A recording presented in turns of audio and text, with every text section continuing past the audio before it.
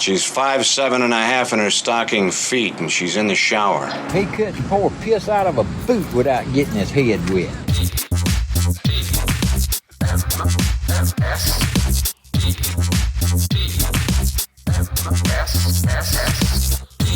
The Morning Stream. Maybe I can help you.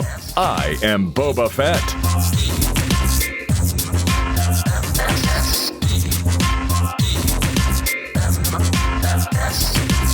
Greetings, everyone. Welcome to TMS. It's the morning stream for Wednesday, June 4th, 2025. I'm Scott Johnson. That's Brian Ibbett. Good morning, Brian. Well, hi there. We're the middle. We're the apex of the week, the hump, as someone would call it. Yep, the peak. It's not going to get any better than this. So no, that's right. Exactly. It just all downhill from here. Yeah. Unfortunately. Oh, you wish it was going to be downhill in a couple of weeks. Oh my God! I wish it was going to be downhill in a couple of days. I keep thinking about the training ride this Saturday and thinking about I've looked at the map for the ride from Boulder to Estes Park. Yeah. And yeah, there's some hills, but there's nothing that looks like it even compares to gaining 1,000 feet of elevation in 8 miles. Yeah, that's a lot, man. It's a lot. It doesn't seem right. It doesn't seem like that should be a training ride. It seems like that should be the ride you do, the big ride to train for. Yeah, the one you're working up to, not the one you use Right. as a train. That's crazy. Right. And this is one of those ones where the whole group, your whole team does it, right? Or whatever? No. It's only people who've raised a certain amount of money even get an invite that's to right. this training ride. And, the more I think about it, the more I'd like to give it to the next person in line. Whoever was closest without making the goal, can I give them the training ride? Yeah.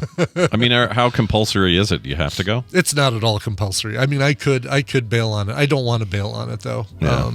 I feel like if I accomplish the training ride this weekend, I will have no problem accomplishing the main ride. That's a good way to Does that look make at it. sense? Yeah. It's Yeah, like, I get it. It if sounds I like, can to do me, it this, sounds like I you can do can. that. If you can do that one, based on how you've described it, it sounds like, not that the other's going to be a piece of cake, but you're going to be able to do No, it. it definitely won't be. But here's what I also love about the going to retighten this again. The new route is that there are things in the existing route or the old route that we've done for so many years that I've come to expect and dread. Yeah. And I don't have those I have no knowledge of what the ride is going to look like from Boulder to Estes Park coming up in a couple of weeks. You'll have new things to dread when you're done. New things. I won't know. It's like the kind of the ignorance is bliss kind of situation where I won't see the hill until I round a corner and see the hill in front of me, and then at that point I can be like, all right, big hill, let's do this. But instead, like with the old route, it'd be like, yep, I know in about 2 miles there's that big hill. Before I see it, I started thinking about it. Yeah, when it's there in front of you, you only have 2 choices. It's not do it or go, and you're going to go. And I agree with you. I think that's a better way to. I like not. It was like that very first year doing the ride. I'm like, all right, I don't know what I'm doing. I don't know what to expect. I'm doing it. And that was the year I took the wrong turn and ended up doing the 100-mile. Oh, yeah. Instead of the 75-mile on the first day, I did the 100-mile ride up to Horsetooth Reservoir. Yeah. And I feel like, all right, that ride there is probably similar to what this training ride is going to be. Yeah. It's going to be like, yeah. Yeah. Well, I think you're going to do great. I think it's going to be awesome. Thank you. I appreciate that. I'm looking forward to it. Yeah. Well, as we zoom our way through the early part of June here, everybody, it's important for us to come to you on bended knee and wish a happy birthday to a good friend of the program. Happy birthday to Cindy Parkhouse. She's seen my eyeball up close, like really up close. She's been right up in there. She's had the little thing come and poke it to check the pressure. She's looked inside with a bright light and tried to see if my retina was doing anything weird. That's where her and I have been very intimate. Cindy Parkhouse. She's swam in the pools that are your lovely eyes. Yeah. I had lunch with somebody yesterday who may want to go into a place like that and have that eye looked at. I won't say who. Photos you sent. Yeah, we don't want to without their permission give anything away, but no HIPAA violations. I guess you have already kind of talked about having lunch with this person earlier. Oh, I guess that's true. People can put the math together, but I sent Brian a photo and it's horrifying. Plus, this person just said I should have her look at my eyes. So he's in the chat room right now. Hammond Yeah, you should have. You need to have somebody look at those eyes, Hammond. Holy crap! I know, it's scary. Oh my God! Just the thought of I sneezed and this is what happened to my eyes. It is up there with falling off a ski lift. Yeah, yeah. On my fear list. Yeah, you know? it's horrifying. You know what? I'm going to share an up close shot. Now, this is just one of his eyes. I'm going to look over here then. You don't have to see it, but look at this. So Hammond's got both of his eyes are doing this. One eye, if he turned his eyes the same way the other direction, you'd see it on the other eye as well. But he sneezed his eyes out or something. And not sure what's going on there. He sees fine. He says it doesn't hurt or anything, but he's going in to get it looked at, which he should. You know, people are going to look fondly on the days when we just talked about people squirting diarrhea on the hood of the car, the road rage incident. Yeah, I mean, eyes are scary. You don't want your eyes to get all left up. You know, they're scary. Eyes are scary. Did you send? You should have sent that photo to Dr. Jerry. It just dawned on me, like. Dr. Tolbert, we should send that and say, hey, what's the next step on this thing? Yeah, what do you do? I mean, do you just go straight to an optometrist or not optometrist, ophthalmologist? Yeah, that's the one that does the medical business. Or can a regular family doc see that and go, oh go to shit, Lens Crafters for that one? Yeah, get a brand new eyeball in less than an hour because gosh dang, it was really nice hanging with him though, and he was, for a guy who looked like a 28-day zombie. He was super chill. We were just chilling, having burgers, chilling out. He also has this great, he gave me some great advice yesterday. Oh, okay. Because here's the problem. I go to a place like 571 Burger Bar or whatever it is. Yeah. And I just want to devour everything. Yeah, you want to eat everything. Yeah, sure. All things in front of me. I'm ready. Let's go. And he introduced me to these. I didn't know they made them, but they're these tempura fried mushrooms. They were so good, dude. So good. They were fantastic. So we had those. Amazing. We had these amazing burgers and all this stuff, but I noticed he only ate exactly half of his meal and then took the rest home. And that's his trick. You just cut whatever it is in half, no matter how big or small it is. Yeah. You eat half, and that's it. And then the other you eat some other time for a whole other meal. And what you end up doing is just like shedding the pounds. It's kind of fun to do because you're doing a little bit of math every time. You're just kind of like, all right, we're going to slice that right in half. That's all I'm going to eat. It's good. It's a good idea. I'm going to try it. I'm going to try to do it. It still requires some discipline because you'll finish the first half of your burger, your sandwich, your whatever, and you'll see that second half just sitting there. You almost need to ask the server to bring you a box immediately. Say when they bring your food, you go like, "Can I get a box? Right away, thanks." Whatever. Yeah. And when you cut that half off of it, put it in the box, close the box so you just can't see it. It's there.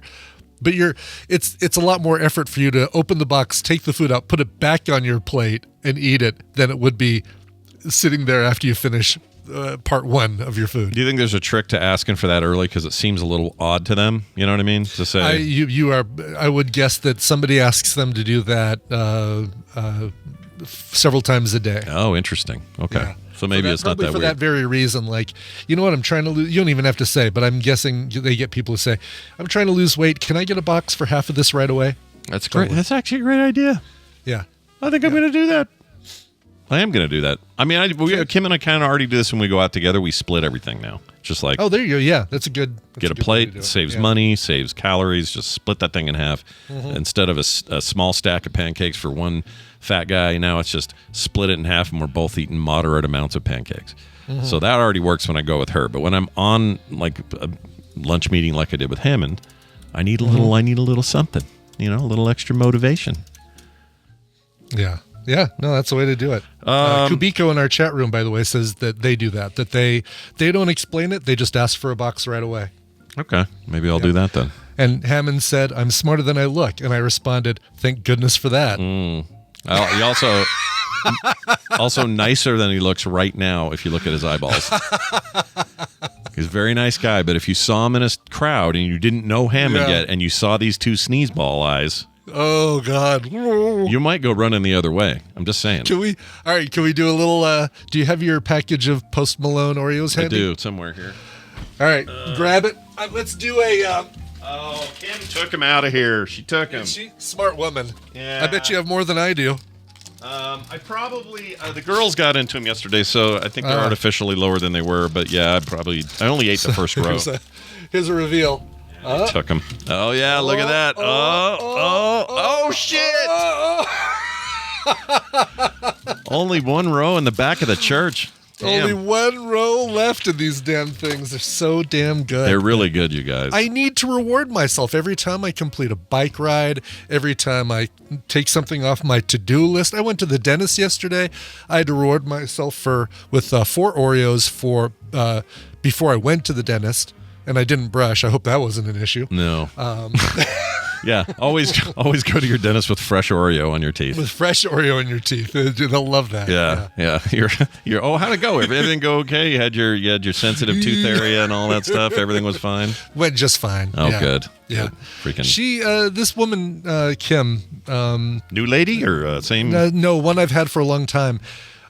So we used to have a hygienist who would stay away from those sensitive areas. Mm-hmm. Like I have 2, 3 in my mouth that are like whatever. Yeah, and the previous hygienist would just stay away from them. I imagine there was something in the chart that says, upper 9 and lower 14 or whatever, and they would just kind of stay away from those. This dentist Kim doesn't stay away from them, but she knows how to work those areas without hitting the exposed nerve. Yeah, it can happen. Really it can be done really well. It's just some of them aren't paying attention, or they're just heavy-handed or something. Yeah. Because my main one is my bottom right that is just a zinger if they hit it wrong, and I always tell them, and it's a 50-50 whether the new person is going to be good around there or suck. That's just the way it is. Right, exactly. And the last one sucked. Oh boy, did she suck. Boy, did it suck. It was not good. Well, I'm glad it went well. Yeah. While I was leaving, Hammond and I were leaving. Oh, and we grabbed. Did I bring it down here? I think I did.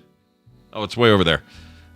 Sorry, I can't aim at it. But anyway, the paint or the photo of the 1960s era plaza. The one from the plaza that we used as a yeah. That was a hint directly in front of you people. Yep. Big old 11 right there. I don't know how 11. we missed it. Yeah. It is, signed by everybody except I'm the only one I think hasn't signed it. You're on there somewhere, right? I'm on there. I should be on the far right saying love doing TMS every day or whatever it is. Yeah.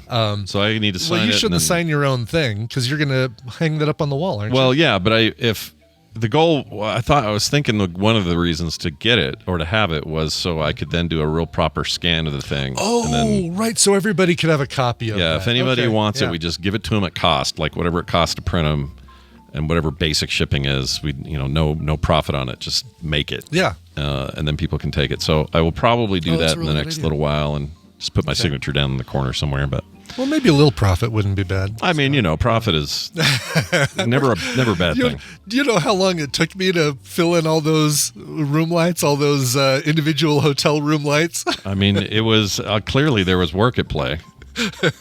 Did you really have to do that on that thing? Yeah. Oh my God. Do you think I searched and just found a photo of the plaza with 11 in lights? No, I'll go ahead and admit to something here. I thought that in the 60s this meant something. And that funny, like that they lit it up like that. Yes, we finally found a number bigger than 10. Everybody, we found 11. I'm gonna, you know what I'm gonna do? I'm gonna show this because you guys need to see how subtle this is. I'm actually really impressed with what you did. Thanks. Yeah. Right over here. I got it. Okay. You're not wrong, TV's Travis. That photo was back. I mean, that was the point. It was supposed to be background noise in that room, like it's supposed to be vague. Like right now, you hold it up, I just see the 11 so clearly in yellow. Let me clear I got a little bit of fuzz going here. Hold on. How do I do that? Right. I can turn that off, can't I? I sure can. Let's put it right there. Okay. So, as you can look see, at that, because people sign in like the reflective. Oh man, that looks so cool. Yeah, it looks really good and will print really well. Taylor's got this set up where she can scan anything that looks like the original. and we'll be able to print it real easy and make these available. And I think it's square, so it's perfect for like a 12 by 12 or something. Yeah. But what Brian's talking about are those lights in the building that make an 11. And I'll be honest, I thought that was just a thing they did back then. Like it meant something like, oh, we're the 11th casino on the strip or something. Or Right. I didn't know what that was about. So I've learned a little something today that I didn't know before. There you go. There's a couple rooms where there are people standing in there, and I did a little Photoshop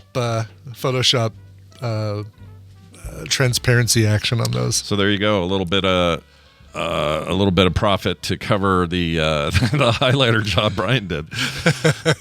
Anyway, I'll let you guys know what's going on with that. But while I was out there doing the exchange with Hammond, because he had it, he traveled with it. Sure. The handoff. You had to do a handoff. Yeah, the Hammond off. So we were out there talking about his car and chilling, and I had my hand in my pocket, and my car is way over by the restaurant. When I say way over, it's probably 25 feet from us or something. It's my Passat, so it's sitting there being all German and stuff, just sitting there. And I am talking to him, and all of a sudden I hear a car alarm go beep, beep, beep, beep, beep. No. And I went, what's going on? I look over there and I see it's flat. My car's flashing. I'm like, my first impression is like, who are me and Hammond gonna have to? Who's Hammond gonna have to stare in the eye with his big bloodshot eye? Who are we gonna have to take give the down? bloody glare? Yeah, like who are we gonna be mad at here? And I saw a guy with his truck over there, and I'm like, did he hit it? Did he ding it with his door? And I was getting all like worked up. Yeah. No, Scott hit the button with his finger in his pocket. Set off his own alarm like a dumbass. Oh no. Yeah. Oh man. I think Hammond showed great restraint in not making fun of me while we were standing there. So. Oh well, that is restraint, and Hammond, feel free. I mean, Yeah, let loose, man. Yeah. What else are we gonna do? That's funny. All right, quick call from Thomas. He's got a question about prepping that colon. Oh geez. Okay. Getting that colon ready. Here you go. Mrs. Thomas here. How are you doing? Scott, you've been discussing a lot of your shows lately about your colonoscopy. I got my first one ever coming up in about 2 weeks, and I'm a little nervous about it, a little curious. Want some more information? You mentioned that you took a pill in order to get prepared for it. I talked to my people about it. They don't know what I'm talking about. So if you give me more information, be easier. If I don't have to chug 64 ounces of liquid and everything, it might be a little bit easier for me. But, or did you still have to do that even with those pills you took? I know I'll have to be in the bathroom all day and be ready and whatever, but that's okay. I got plenty of stuff to listen to. All right, here's the deal. It's not just a pill. Yeah. It is 12 pills. It's a series of pills. Yeah, so it's like 6 pills at a certain time, and then 6 more pills later that you just kind of do in succession, and you kind of sip those down. But you're still drinking somewhere in the park of 64 ounces of water. But at least you're drinking, and it's basically to instead of drinking 64 ounces of goo, this offsets it. You're drinking 64 ounces of water and taking pills, so you don't have to go through the stuff. At the end of the day, you're still taking kind of the same stuff. It's just in pill form, which means you didn't have to choke down thickened, disgusting powder liquid. Yeah. And have it taste bad, or having to mask it with Gatorade or something. Right. Now, I will say it still sucked, but mostly why it sucked is doesn't have to do with the pills. It has to do with you haven't been eating, because part of the prep is you don't eat for a big period of time. And because you haven't been eating, you're really hungry, you're really empty, you're feeling weak. And to then down that much water with these pills just feels, it's not fun. Like, nobody wants to be doing that shit. No. So it's not great either way. But I will say, of the two methods, of the 10 years apart, 2 different times I got to do it, easily the better one was the pills, like by far. So if you can get them to give you the pills, that's way better than the powder, mixing it with Gatorade, drinking all that stuff down. That stuff made me gag every 4 seconds. Oh, this did not. So yeah, cool. Good luck to you. Yeah, it's the way. I think it's the way to do it. If you're and hopefully your gastroenterologist offers that as an option. I think they should all now. They should all. Yeah, as far as I know. Yeah, they may go default. Like they tried to default it with me and just say, "All right, here's the powder. Here's what we got to do." And I said, "Actually, can I do the pill thing?" And they said, "Oh yeah, no problem." Like it was either or. They didn't care. So you should be fine. So good luck to you. May your colon be a squeaky clean little tube of happiness. There you go. And someday we'll all be doing the Cologuard, the box, poop in a box. Yeah, that thing is. So for me, without any history, and also I don't have to. It's 10 years before I have to even go back and all that. I'm perfect candidate for that because if you've got like zero sign of anything and it's all been good, you're supposed to be able to maybe do the box thing for the rest of your life and you're fine. Which is great. But if you got like any risk factors, they still want you to go in there and get the tube. You know, if you do end up doing the box, Scott, what would it take? Just kidding. This is kind of what would it take? What would it take for you to, do whatever you need to do in the box, close it up, seal it up, all that stuff, and then take some chocolate and melt it and kind of smear it on the sides of the box. I would do that without even being asked. And then just video what the UPS guy or the USPS, whoever picks it up. I mean, FedEx. is the box a unique box? Like, would they know what I'm handing them? Oh, I would assume. Well, maybe not. The commercial makes it look like it's a bright blue Cologuard box. Okay, so if that's the case, I would actually do this for fun. Yeah. I would do this. I would go to the UPS store. I would hand the guy the blue box. I would have a little schmear on the side and say, sorry about that right there. And then he would... Oh, no, don't even acknowledge it. That's I don't even know if you want to draw attention to it. Yeah. Now, maybe I guess it depends on his reaction. If he goes... Oh, or he reacts in some weird way. I'll go, it's chocolate. I'm just fun. I don't want him to be freaked out or anything. Right. But I'd do it. I'd do it. No problem. Yeah. That's awesome. I love it. Nothing illegal about that. That's not tampering with mail. All. No, exactly. How did they know that you just weren't enjoying a lovely Snickers bar while you were boxing everything up at the end of it? Yeah. I think most people do enjoy a nice candy bar while they box. Dr. Calhoun says, I dropped the Cologuard box off at the UPS store. They didn't even look at it twice. Does it, Dr. Calhoun, does it say Cologuard on the outside? Is it very apparent what it is? Yeah, because that would be the trick. Is it would have to be obvious. Or some kind of uniqueness to it. There it is. Yeah. Matuba says the box has that cartoon logo guy on it. They know what's in the box. Really? Now it makes me want to put a whole handprint on there. Old chocolate handprint. Yeah, just like a big right on the side of that thing. I won't do it, but I'd be tempted. Dead inside. Yeah, I'd be tempted. I have to admit. Oh my God, love it. Well, all right then. Let's move on. We got Dunaway coming in. I don't know if you knew that or not, but he's a guy you can count on to be there. Today is going to be no different. To it every couple times a week. Indeed. Time for us to play the Tad Pooley feud. Brian Dunaway joining us as he always does. Hey, Brian, what's up, buddy?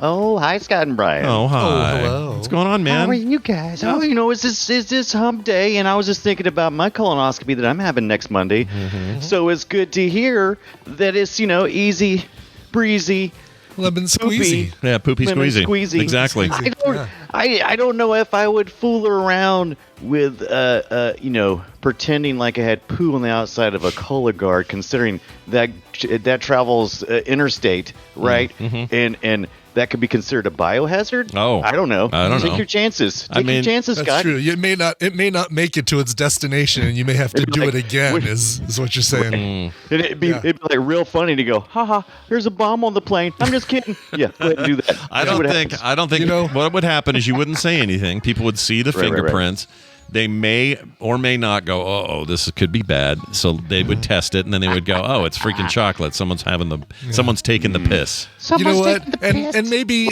your UPS guy is not the person you want to piss off, because you'll get an Amazon box that has something on it, and it'll go, maybe it's mayonnaise. See ya. Yeah. Bye. See you later. Yeah. Jokes are back. Yep. Jokes are back. Comedy's legal again. Well, let's get to this here fun time we're about to have now. I got to pick a fourth, I guess. Let's see. Who is our fourth today? 1, 2, 3, 4. All right. It looks like Mrs. Taffy Guy. Is our fourth. She's not here yet, so don't say anything, but she will be. Okay. Don't say anything. You can say something, but when he said hello, it's like to no one. You're saying hello to nobody. I randomly walk around just saying hello anyway. Hello. Yeah. She should be joining us shortly, and we'll see if she's got what it takes to be today's competitive person. Hello, Lois. How are you? Oh. I'm good. Oh, that's fantastic. How's the taffy world? All that. Today's our 9th anniversary. Our wedding anniversary. Right. That's great. Happy anniversary. Congratulations. Yeah, grats. If only there was some way to commemorate it at the end of the show. I wish I could come up with a way to do it, but I don't know what you speak of, Brian. So last minute, it's just hard to I fit know. it in. Yeah, what can you do? Well, it's good to have you here. We're going to play a game, as you know, and Brian here is going to explain them their rules so we know what to do.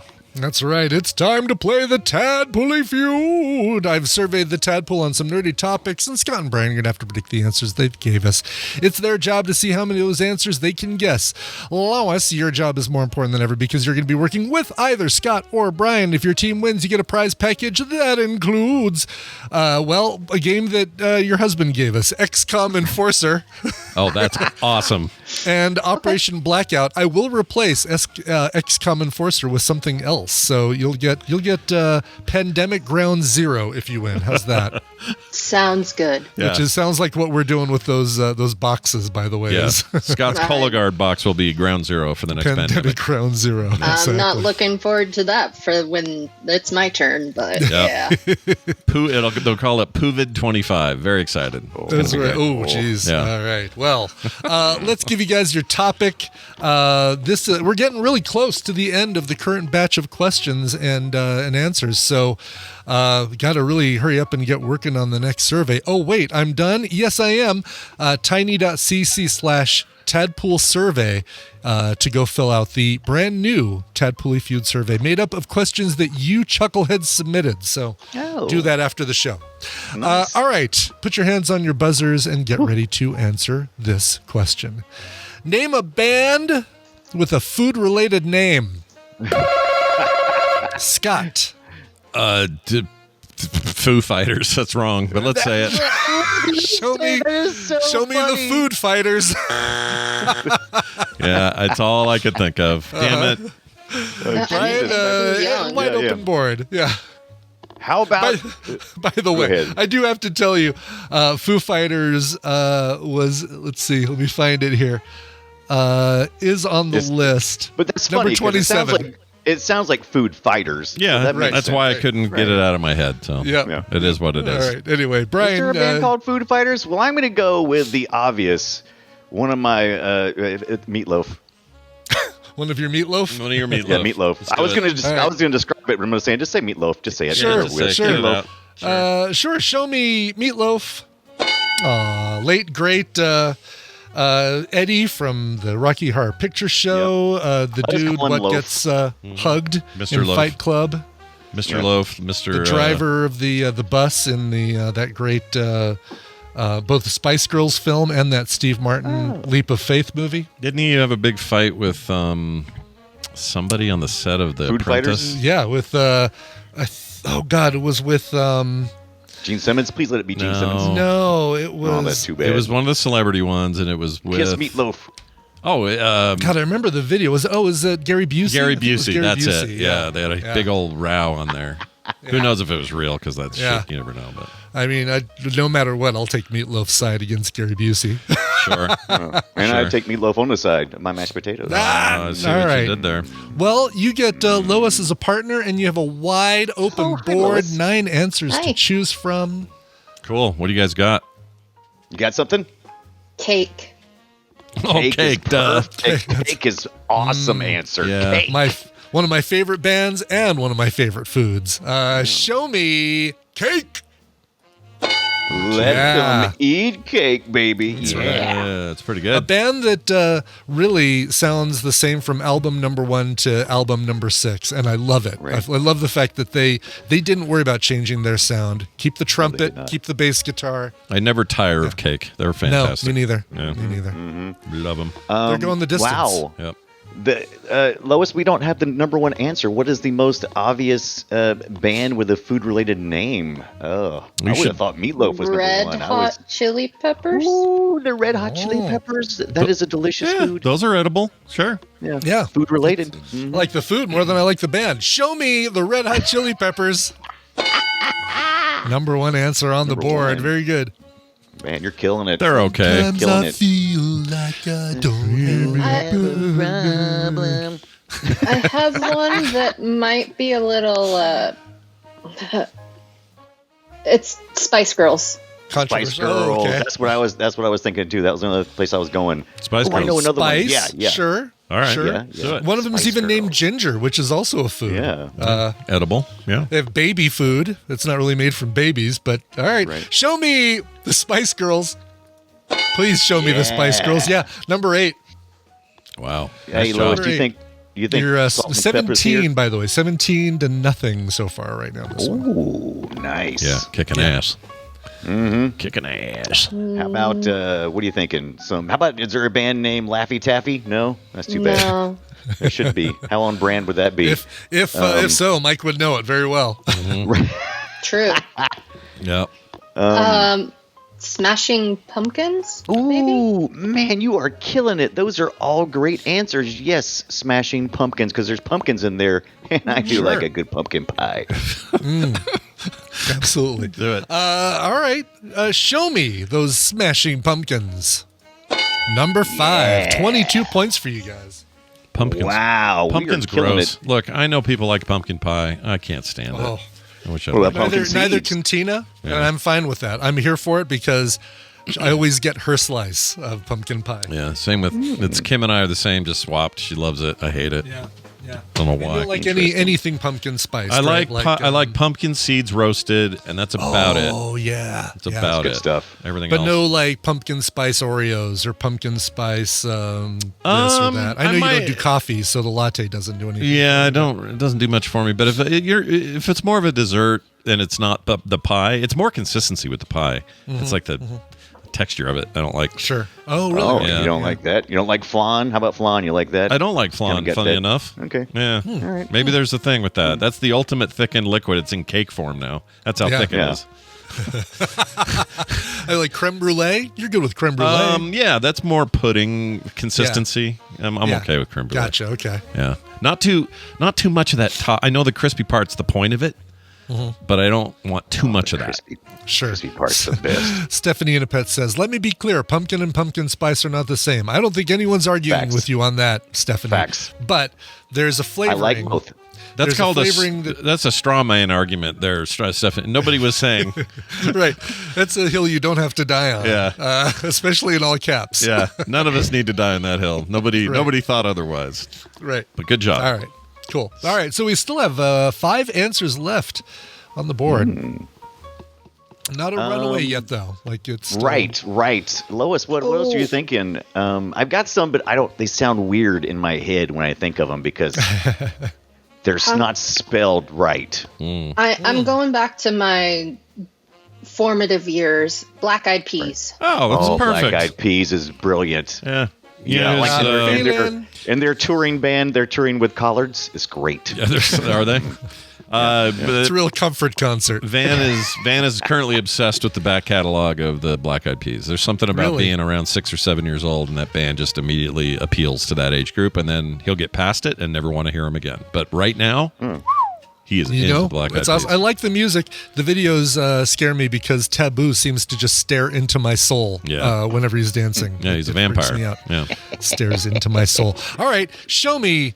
Let's get it started in here with some Black Eyed Peas. See what I did there? Oh man, what? That's actually Number surprising. Wow. number 13. Yeah, Oh, people said close, it, though. but it just didn't make Close. it. Didn't make it to the top. Let's go old school. Let's go bread. Bread. Bread. I can't It's have my, cake or we can't have bread and not have meatloaf and cake, right? That's right. Yeah, damn my straight. mom and stepdad got married to "If a wish could be 1,000 dreams, so why can't I have you?" Whatever the lyrics are to that dumb song. Show me bread. Oh man, My I gosh. thought that was an number- excellent guess. Number 14, right after the Black Eyed Peas. Here's the problem I'm afraid is to- that's generational, right? Like no. Yeah, it is. Yeah. Yeah. Shoot. I wasn't even into bread. That was our parents' band, like you said. It's not ours. Right. Yeah. No. I don't know why I chose that. Now I'm I'd mad. like to make it's it obvious, it's with food. you. I have Actually, one. that's how I've been. Oh, you have one? Let's go ahead. Do it. Corn. Corn. That's the one I wanted to use too. I wasn't sure if Because people of would the do it spelling? because of the spelling. Okay. Do it. All right, show me corn with a weird spelling. Yeah, number 4. Yeah. I don't know why the spelling would matter at all to anybody, Brian, but okay. Yeah. Because it's not food. I never say, hand me that corn with a K on the cob. No. I don't If say that. If it's imitation corn, absolutely it's going to be spelled with a K. Like when you get the stuff that's not real corn, Wait. it's totally spelled What the with a hell are K. you talking about? Not real corn. Where do you get not real corn? We live in America. It's It's all real impossible corn. to get not real corn. Everything's got corn in it. Everything's corny. It's all It's like corn. crab. Have you ever not got imitation Well, crab? I mean, that's yeah, spelled but with a we're K? not known for our crab, right? We're I'm trying known to for think. our corn. What would be a good example done away of imitation corn? I can't think of anything. No, I'd can't think probably of like there's probably I can't even think of like something that would be like corn flavored. Like I'm anything in the machine, It's yeah. the cheapest and most abundant thing anywhere that, stuff that At we least don't the- know is made from corn is made Yeah. from corn. Corn nuts And are that's a corn nuts fact. actual corn? Yeah. Oh, Okay, yeah, for sure they corn are. nuts are Yeah. actual corn. So yeah, they yeah. they don't fake that in some machine somewhere. No, Okay. no, that's the deal. All right, there you go then. Okay. Corn the only nuts. corn that I know of that's not real corn is those corn holder things that you stab into each end of the corn cob. But I Oh don't know. right, those are imitation corn. That's Yeah, right. The little don't- the little don't corn, eat those. corn pokers. What about the little Yeah. bitty ones you get in salads sometimes? What are those? Also real corn. Oh, That's real corn? Baby corn. Baby corn. Yeah. How do they do those, by the way? Is it It's really just a thing that Just grows. the top It's of they the give 'em- corn. okay? No, So it's I not thought they they're give 'em not like cigarettes. little They tiny don't do stalks that? of corn. Like they don't grow on like a little field of little No, baby. the little tiny field of That's what I want. Beetlejuice size. Yeah, Yeah. I know. You hand out cigarettes with a little don't smoke tiny these. tractor the size of a Roomba going. Yeah, a little tiny, I don't know, a little guy hearing voices saying if you build it, they will come and all that. Little Kevin Costner running around. I love that. Oh, that's so Yes. corny, Scott. Why didn't they All right. let this corn grow up to be an adult corn? All right, you I wonder guys, if we what could else you have got? children of the corn children. Probably, if you want. All right, what do you got? All right, four more answers left on the board. What else we got? We got- Almost mathematically eliminated, but not quite. Still, Not quite. I know. I'm They did starting to the struggle zombie song. now. Oh, the cranberries. Oh, Yeah. that's a food. Zombies. Zombies. Yeah, I like that Sure. one. All right. The other let's see if- zombies. Yeah. What was her let's see if name? it's on there. Modus Dolores O'Riordan. O'Riordan. Yeah, she I was thought her awesome. name was cranberries. I It's not wish. Her name cranberries? is Cranberries. Cranberries. Yeah, very common Irish name that's real big over there. Cranberries. Yeah. All right. All right, show me the cranberries. Did you have to let it linger? 29 points might it does mean. Yeah, that means that 17. Oh. Yeah, you've mathematically eliminated Okay, good. Scott from winning. So I could be a smart ass now and Yeah. say stuff like Yeah. Eminem. Monica and can win her Ice own Cube. game. Monica can win Right. her husband's game. That's no, that or not Monica. Monica. Sorry, look at Monica. Wow, every woman to you is Monica. I saw Monica's I name mean, in the chat. it's an honor. I happened to be looking at Zoe's post and it said Monica, and I just said, Every Woman is Monica is the perfect show title. I love it.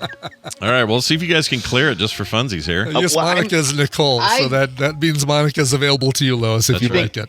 You think Eminem is up there, Lois? You think something I- stupid like that? I mean, Korn is up there. I mean, Why not? Let's try Eminem. it. Sure, nothing to lose at this M&Ms. point, right? All right, Yeah. show me Eminem. It is a great answer, and all the way down at number 25. You think that's because M&Ms are barely food? Is that why? Yeah, I mean that, and he's not that, really. and it's not. You don't really think of, obviously it stands Spelt for Marshall different. Mathers, but you don't immediately think of Eminem, the person, as having the same name as the candy. No, not anymore anyway. We as a used to. homophone. I think we Yeah. used to I back didn't in think the of day. Korn Yeah. being either. Yeah. All right. Can we try Blind Melon? I don't know how. Oh, can. Blind Melon. How the Yeah, 90s a little kids are a little bee girl. Say is that Aw, my Shannon. life is pretty plain. Yeah, We miss you, who? Shannon. Yeah. Yeah. Another All right, early show death. me the Blind Melon. No, Blind Melon, number 15.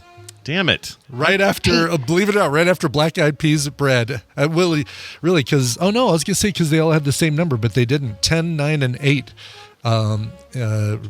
respectively, for each of those answers. Well, that's our. You guys should do meat puppets. Well, I wanted to do. How about salt and pepper? I was just going to say salt and pepper because I'm like going back to my. The whitest. We got to push it. How about the salt and pepper? Salt band? and pepper Salt band. and Push it. Push it. Yeah, push it real good. Push it real good. Sure. All right. Show me salt and pepper. Oh, come on. Oh. Come on. Vanilla ice? 21. He's vanilla. I've eaten 21.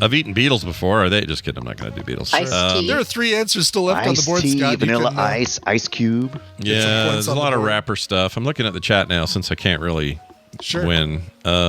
Someone in here said Lemonheads, Bananarama's in here. I don't think Oh, anyone. Bananaramas is great. There's no way they used it though. Bananaramas, I love that. Yeah. All right, let's do. So, oh yeah, we already did cranberries. Man, this is hard. Cranberries. I'll go ahead and. This is dumb, but I'll do fish, even though it's spelled. Oh, fish is a great answer. Great We talking about answer. this dumb. Yeah, let's do Yeah. fish. Let's do fish. We'll start the fish right now, and in about 8 minutes, I'll let you know if it's on the board. Show Is it too me. early for a fish sandwich. Right. You Never, ready for your never sandwich? too early for a fish sandwich. All right, show me fish. Oh, really? That was a Great one. answer again, number 17. You guys you nailed the teens. the teens. Yeah. Yeah, me and I'm really in with the teens. Oh wait, that doesn't sound good at all. At my age. Never mind. Let's look at the answers you did not say. What's number 7? Bowling for Bowling soup. for soup. Yeah, that's a good one. Saw a couple people mention that in the chat room. It's a great one. Number 9, and we'll move quickly past it. Pearl Jam. All right, let's move on to number 10. Jam. I But mean, what is jam. Is that? Jam I is know a jam food. is. Jam. Is there a pearl jam that's a food? I don't. Oh, Okay. I think it's because I think Brian's quickly a moving reference. for a reason. Yeah, it's sure, exactly. Let's move on. Number 10. Oh, this is another minefield. Cream. Cream. Yes. I mean, it's funny that bread. I mean, I guess Cream is a bigger band because of like the lineup, Eric Clapton, Ginger Baker, all Right. those guys. More than name a single member of the band Bread. I can't. Can you? Nope. No. Nope. Mr. Bread? Yeah, Mr. Exactly, Bread. Mr. Bread. Yes, goes with Mrs. Cranberries. Show me number 11. Green Jello or Green Jelly. They changed their I name. forgot about green jelly. Yeah, I forgot about Yeah. that. Wrapping up some of these other ones. Oh, that music Bananarama video was was great. number 12. People actually did say Bananarama. Didn't make the top 10, though. Limp Bizkit, Lemonheads, Blue Oyster Cult, Jimmy Eat World. Okay.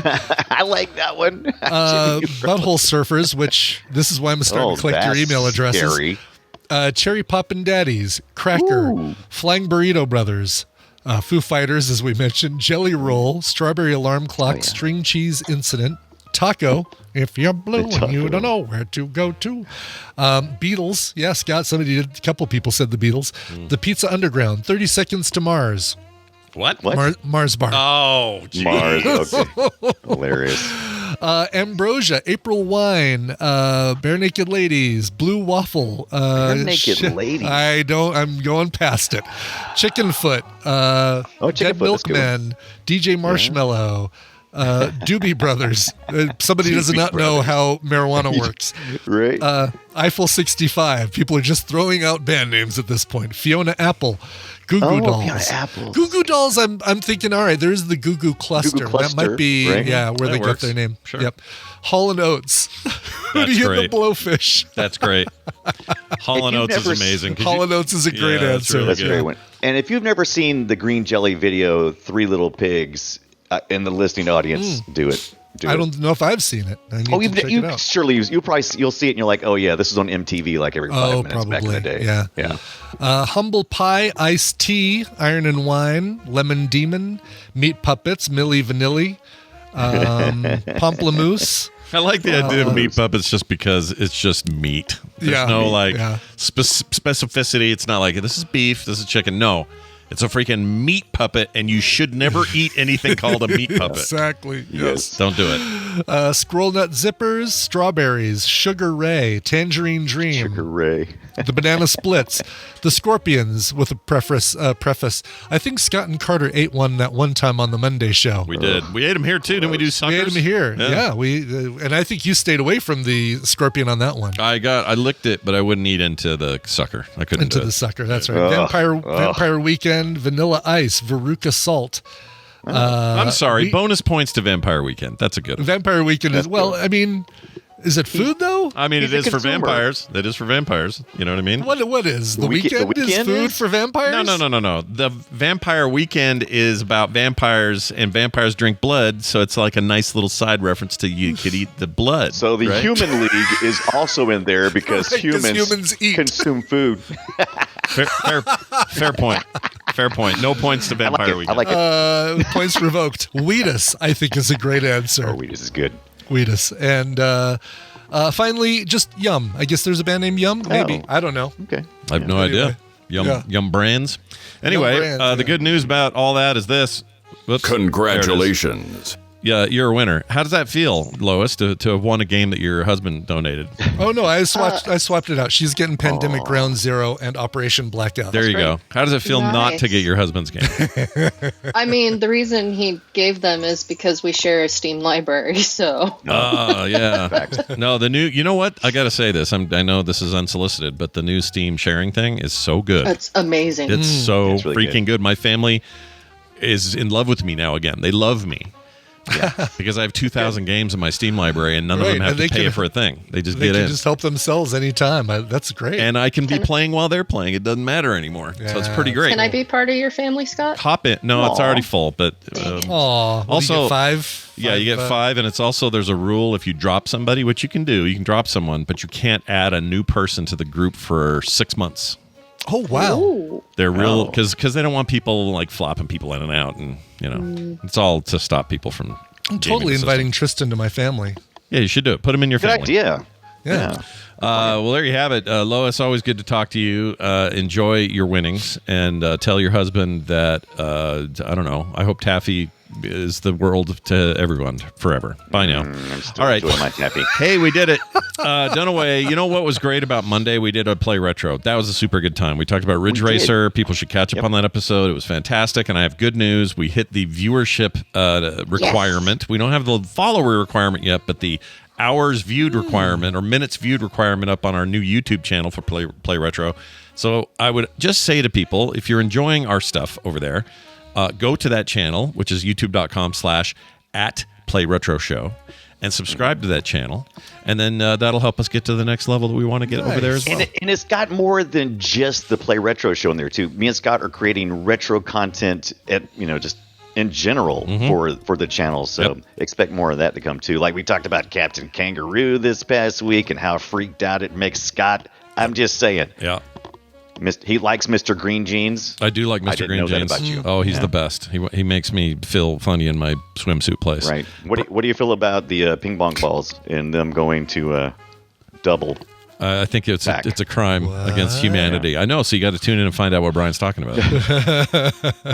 Kiss our butts. Oh, I love that I can hang up on him so much faster here. So fast. He can't, like his head is spinning. It's so fast. Freaking love it. All right, we're going to do a very quick news check, see what's going on at the news desk here at TMS. Today's news is brought to you by...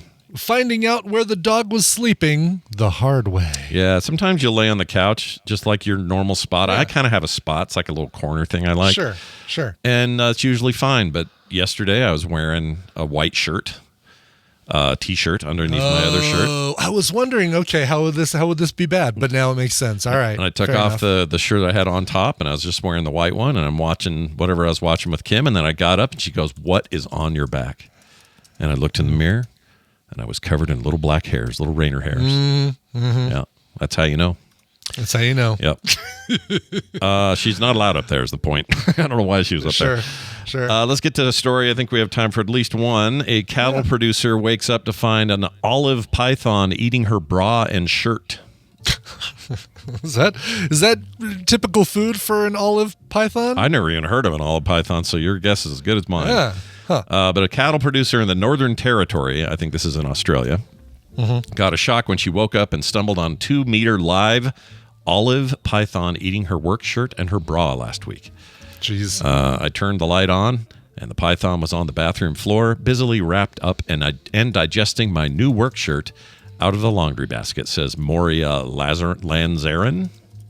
Lanzarin, would you say? Moira Lanzarin. I think that. Lanzarin. Lanzarin? Maybe Lanzarin. When I looked into the laundry pile, I realized something else was missing. I don't like how they spell realized over there. Realized. Yeah, I don't like it. My underwire Maybe they don't bra. like how we spell it. No, I good point. But because we're Americans, we think that we're in charge. Right, And, of course. that whole thing. Yes. But her underwire bra was in there. It turns out that was the first item it consumed from the top of the laundry pile. She runs a cattle station near Matarenka, I think. Moringa? Sorry, I'm getting the song. I'm getting the information ready for Randy in the middle. Well, no worries. Sorry. You're all good. Said the python was clearly not feeling good about its breakfast choice. We let it be, and eventually it gave everything back, so to speak. Blech. Ugh. quite- Here's your bra. Yeah, here's your bra. Brr. It was quite slimy and certainly needed a very good soak, but it all came out in one piece and bounced back perfectly. So she's wearing the bra again. I think I'd be done with that bra. I think I'd be go get. I think I would be too. I mean, I guess I don't know what kind of condition it is coming back out. It must not have been those underwires had to have gotten bent to crap if there were underwires in there. But You ever had an animal eat a thing of yours and then hork it up later, like a clothes or sock? no, I'm thinking of like it would be. Ruby never really ate anything. Daisy, I mean, never ate anything that wasn't food. But I take that back. Ruby used to eat the baseboards. She would chewed just, the baseboards. as a puppy, just gnaw on them, and we had to cover them with Vicks Vapor Rub. But she never really, like, as much time as she spent in Tristan's room, she never, like, ate his socks or anything. And we've known dogs who ate socks. There was a dog named Maya that our friend Kurt and Steph had who ate socks and rocks. Socks and and rocks. It was Jeez. like a Dr. Seuss dog. Yeah, that seems very bad for that dog. Should not be eating either of those things. Do not eat socks and rocks. Yeah. Good Lord. Well, all right. There you have it. That's your news. You've been informed. Now what you ask? Well, we take a break. And when we come back from this break, Tom Merritt will join us. We're going to be talking some tech. That'll be fun. I think I have a method to get him on video without anything too weird. Oh, cool. Yeah. Good. But he'll still also be in our audio things. So it's going to be fun to test that out. Anyway, that's all coming up after this. After that, we got recommendals. So stick around. Brian, what are we playing? We're sticking on the Music Submit bandwagon here for another one that they sent me that I really like. This is a Canadian artist from Ottawa, a guy named Keith Stewart. He's got a brand new album called Ouroboros. It's the snake chasing its tail. This is the first single from it. It's called Gold and Indigo. Here is Keith Stewart. She asked me if I could get her a couple of dime bags. Said she was getting strung out in the caper, you know? Hey, pal, she asked me for it. There's a guy I know owed me a favor. He slipped me a couple of dime bags. I gave them to her. Magnify.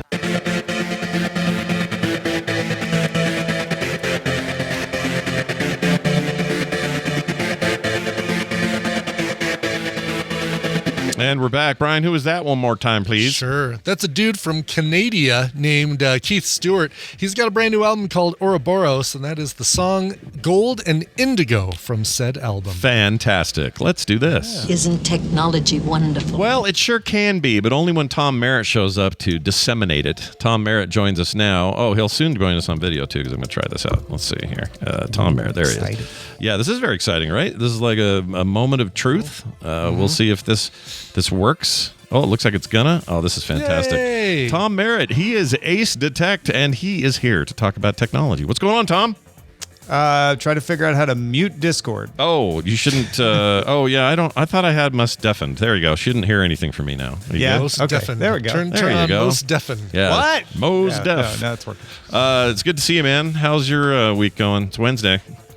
It's Wednesday. Wow. Yeah. How did we get to Wednesday? I don't already? know. I guess we went through Monday and Tuesday. We sure did. My joke this year is that every day you can say like, "Oh my gosh, it's today already," whatever day it is. Yeah, 'cause- That's good. I like Yeah. that. Yeah. And today is one of those days. But here's the important thing. The technology news does not stop. It doesn't Oh, no, wait. my friend. No. No, and sometimes it crosses into daily music headlines territory. Oh, shit. Tell us more. What's going on? That's a tease to what I'm about to say, which probably isn't that useful when I'm about to say it right now. But ABBA's 80-year-old Bjorn Ulvaeus told South by Southwest London, he's using AI to write a musical. About 3/4 of the way through, and he loves it. It's why the ABBA guy? What's his deal? What's his? He's written a bunch of stuff. He wrote Chess, the musical. He that song "One Night in Bangkok" is from Bjorn. Oh, yeah. Oh, I didn't know realize that. Yeah. No, I had no idea. So That's made this hard man humbled. I didn't know. So this is a controversial thing, I'm assuming, because it's AI, and has he? Here's the cool part. Yeah. So he talks about like you have access to things you didn't have before. It's like an extension of your mind. It's lousy at writing a whole song, and very bad at lyrics. But he uses it to prompt him to think in different directions.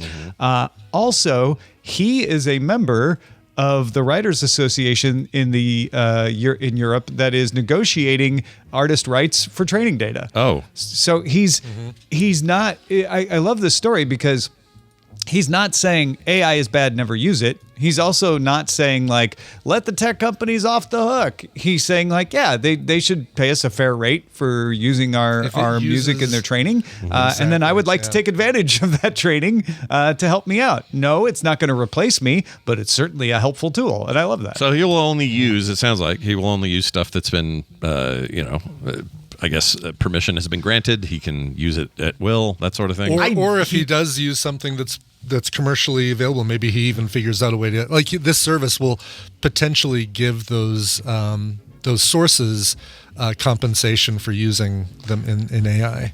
He didn't in this. I shouldn't say that he didn't. In the stories I read, I did not see what tools he's using.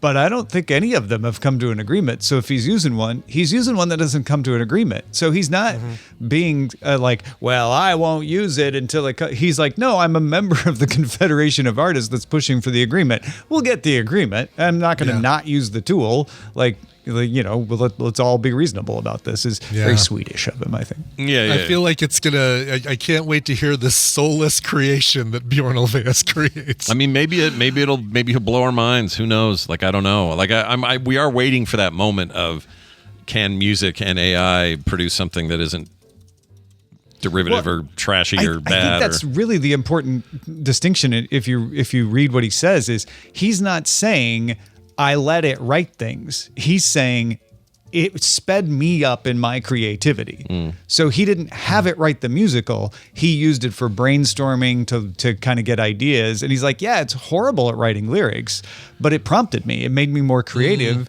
and it sped me along in my own work. And I think it's wonderful because it's got this huge reference frame, and it can put things in front of you that you wouldn't have thought of before. So he's not using it to do the creation. He's using it to spur his own creativity, if that makes sense. Sure. Yeah. Sure. No, that makes sense to me. I'm actually really curious to see what the end result is. We need more of these use cases where stuff is proven out, and maybe all it ends up being is, here's my awesome thing. I got it done in 6 months less time because I used this for brainstorming for all these other things that really have nothing to do with the generation of the music itself, but it's just my ideas. I don't know. He is an 80-year-old member of ABBA. So even without AI, what he would create would be the creation of an 80-year-old member of ABBA, which may or may not be to your taste. I don't, so that's going to affect. People are like, this is crap because it's made by AI. It's like, well, you just may not like what Bjorn does. Like, that's a whole separate. Sure. I think in any case, it's going to be far better than one of the more recent songs from ABBA called "Two for the Price of One," where a guy calls up a hooker, or I'm sorry, a sex worker, and gets a mother and daughter team. Oh, so that's a thing. It's got to be better than that. I did not know that was a thing. Wow. Yes, baby. I think that's my warning. Is like, if he comes up with something like that again, we have evidence that could have happened anyway. Right. Okay. Good point. Yeah. Fair enough. Yeah. So I didn't. What's really blowing my mind is that there's a member of ABBA in his 80s. I didn't realize they were that old. That's wild to me. Okay. Dana Carvey turned 70 a couple days ago. What? Yeah. Everybody's so old. What? Oh, but I was watching Hacks the other day. Minorest of spoilers. Carol Burnett shows up. What? And I was like, and Gene Smart, who's the main character of Hacks, is talking with Carol Burnett. And they're talking about how Gene Smart, who's in her 70s, is like, I remember when I was a little girl watching you on TV. I'm like, how old is Carol Burnett? She's in her 90s. Yeah, she's in her 90s. She's still kicking it, man. She's awesome. And I think she cheats at Wordle, and Charlize Theron says it too. She She's apparently Charlize Theron and Julie Louis-Dreyfus are in Carol Burnett's text chain Wordle group, and Carol Burnett regularly gets the word in too. And Charlize Theron said on Jimmy Kimmel that she's pretty sure Carol Burnett's cheating. She just goes and looks it up online, and then right. That's fantastic. I can imagine Carol Burnett being smart enough not to have to do that, but I can also imagine Carol Burnett thinking it would be hilarious if she just kept doing that. Yes, and I never think so. admitted it. Yeah. She was great on Better Call Saul for the very brief role she had. Yeah, She's right. great. Final season, maybe final 2 seasons. Can't remember. No, Dick just the Van final Dyke season. and Carol Yeah. Burnett. Yeah. I hope these people live forever. Well, there you have it. That's a super interesting twist on the ongoing conversation about AI in our everyday lives. You'll learn more about that today on the Daily Tech News Show, along with many other cool stories. I'm going to talk a little bit about a huge leap in, let's call it NPC interactive technology with NVIDIA. That'll happen today when I show up on the live show. Tom, is there anything else you'd like to mention before we go today? Daily music headlines, folks. If you haven't subscribed, go listen. It is making people impress their daughters. I got an email from Norm this week that he was like, well, I was able to tell my daughter that Sabrina Carpenter had a new release coming out before tomorrow. she knew. Thanks to Daily Music Headlines. So, look, if you just want to be able to keep up, right? Yep. That's the show for you. Go check it out, dailymusicheadlines.com, or just type it into your podcast catcher. For sure. Ibit and Eileen will tell you all about it. And I'm going to plug something else that Tom might not know to plug is the brand new episode of Soundography just came out, and Tom is our very special guest. He's also the first guest we've had on Soundography that actually gets to contribute to the playlist. Like he gives us songs. Scott, can you maybe take a guess at what genre of music you think Tom might have been a guest? Soundography to discuss. Hillbilly fire campfire music. Klezmer music is correct. Yes, Klezmer is correct. Yeah, I'm going to guess it had something or a lot to do with the popular Korean pop music, is what I'm thinking. That's 100% correct. Yeah, if you think K-pop starts and ends with BTS and Blackpink, boy, have you got a lot to learn. Also, nobody thinks that. We get into the nitty-gritty not just of bands, of K-pop bands, but also the whole process of graduation and how the idol system works, and light sticks. Who knew light sticks were such a big thing? Scott, Tom, you've got one right there behind you. Look at that. It's my little Seraphim light stick. Seraphim light stick right there. And also a nice little cudgel. It's a great weapon at a... It's like a baton or a hair straightener. It looks heavy. Is it heavy or is it not heavy? No, it's pretty light. Okay. Yeah. Because it looks like, just looking at it, looks hefty for some reason. Does that, obviously, when you're not at the concert and they don't have the signal to change colors on that thing, does it just turn on and stay one color?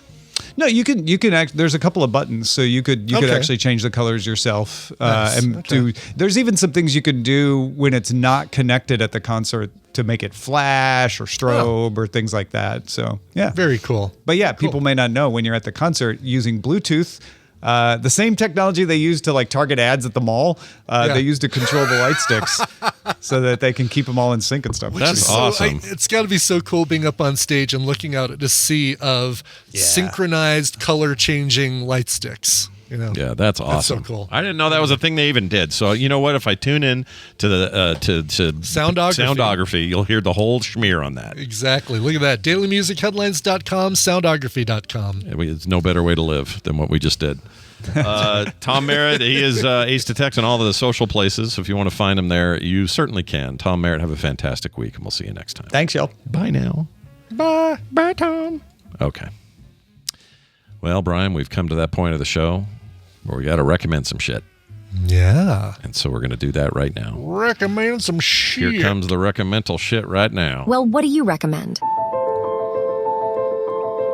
It is time for us to talk about streaming things we've seen on streaming services that we think you at home might enjoy as well. We have with us a couple of guests like we do each Wednesday. First of all, Nicole Spagnolo. Hello. And she is not... cannot hear you. She's muted of some sort. Hi, Scott. Oh, hi. Oh, there you are. Oh, hi, Randy. What are you doing? That was Randy's Nicole impression. That was pretty good. Good morning stream. I'm doing great. How are you? You fooled Brian. You did fool me. Like I thought it was Nicole laughing and like something going on with her voice. That was awesome. Nicely done. Great. Well done. Yeah. Oh, there she is. Hi, Nicole. How are you? What should I do? Mono mix, stereo? You don't need to do anything. You can just let me control the whole thing. I don't know that's really not still Randy. So I'm my whole world is turned upside down. Did you hear Randy's impression of you? It was pretty good.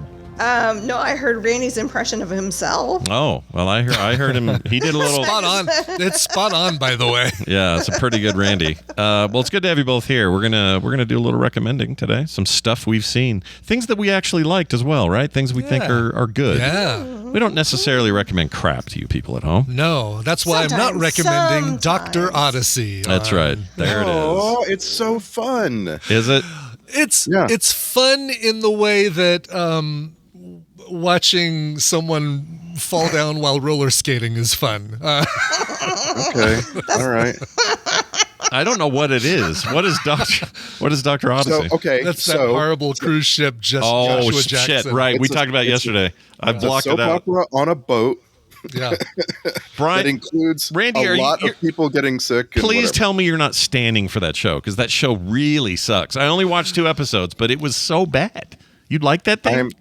Well, first and foremost, I'm not allowing you to ever use "stan" as a verb because it doesn't work coming out of your mouth for some reason. I don't know why. All right, that's fine. I mean, look, something about it, just like, Eminem is older than me, so just for the reference, I think it's okay for somebody of my age to say. Oh, I thought you said stand. No, I thought so too. Stand. Standing. Yeah, like you're standing up for it.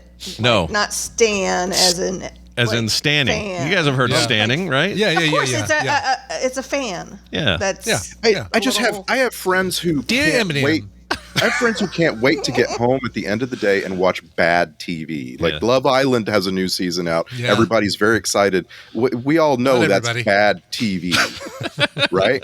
Yeah. And like, I want the people. Jersey Shore.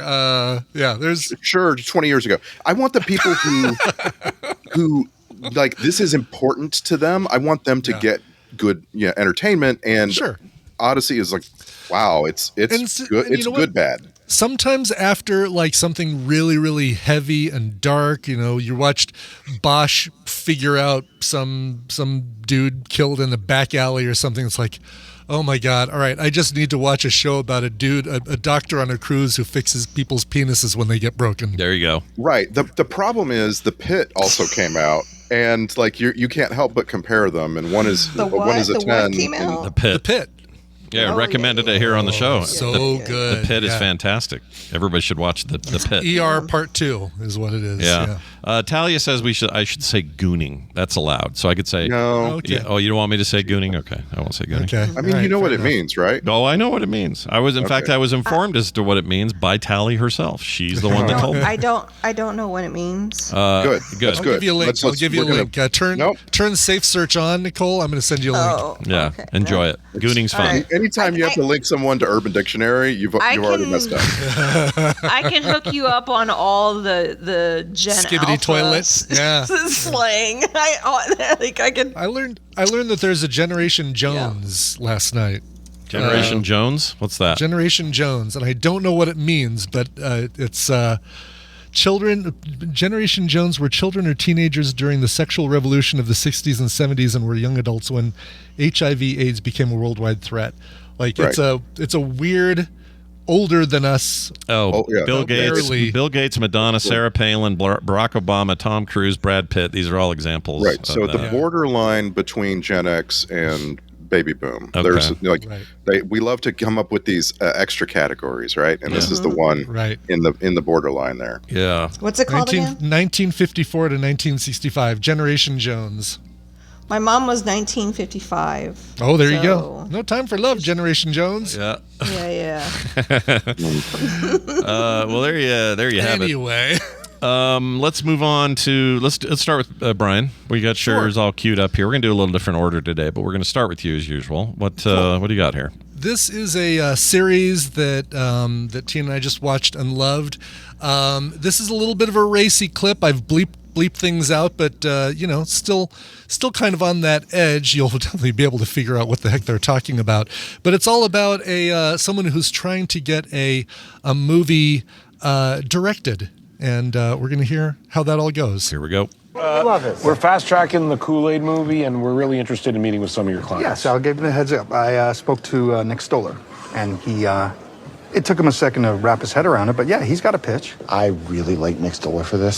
Storks, Captain Underpants, the Muppets. That's not the direction we want to go with this, okay? Don't you represent Wes Anderson? You want Wes Anderson to direct the f***ing Kool-Aid movie?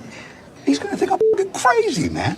He's gonna fire me over Zoom from Liechtenstein or wherever the f*** he is. Okay, what about Guillermo del Toro? Go f*** your mother. Have you lost your... He's an Academy Award winner. He's not gonna stoop to the f***ing Kool-Aid Why movie. not? It's like the Barbie movie, you know what I mean?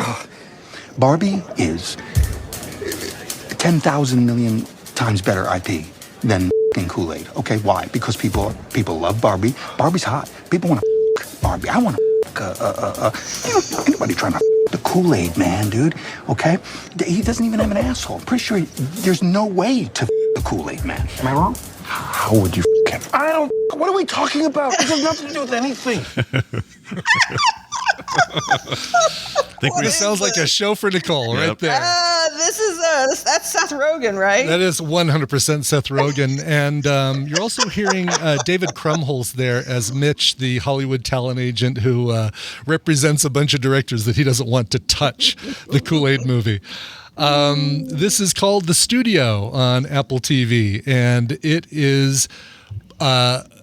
it rakes Hollywood over the coals for some of their garbage. Seth Rogen plays the newly hired head of Continental Pictures, which is this kind of flailing movie studio, headed up by Bryan Cranston. And one of the funniest things I've ever seen Bryan Cranston. No, it is the funniest thing I've ever seen Bryan Cranston do is play this man. Kind of looks like Stan Lee, but is this horrendous. Brain dead head of a movie studio right there. Kind of see how he looks like Stan Lee a little bit? Oh, right yeah, for sure. I can totally see it. Yeah. I'm surprised they didn't go into like Chester Cheetah, like a Chester Cheetah movie. Yeah, why not? Kool-Aid, it's basically might as well be for what this Kool-Aid thing is. You've got your other regulars in this thing. Catherine O'Hara, she was the former head of the studio that Seth Rogen takes over. She's the one who got fired for him to get his job. Ike Barinholtz is kind of his second in command. Chase Sui Wonders, who I don't know if I've seen in anything. She was in an HBO Max series called Generation, a horror comedy film called Bodies, Bodies, Bodies.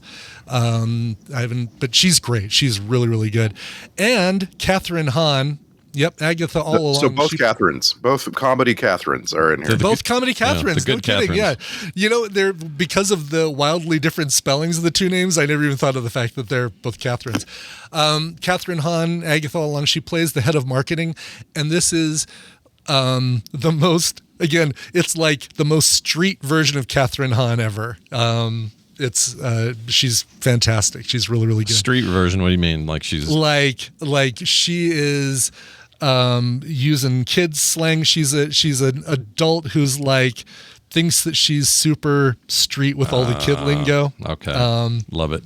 Brilliant stuff. Yeah. You also get some people making appearances as themselves, including Martin Scorsese in a very funny episode, Charlize Theron, Zoe Kravitz in a couple in 2 or 3 different episodes, and she's great. Dave Franco.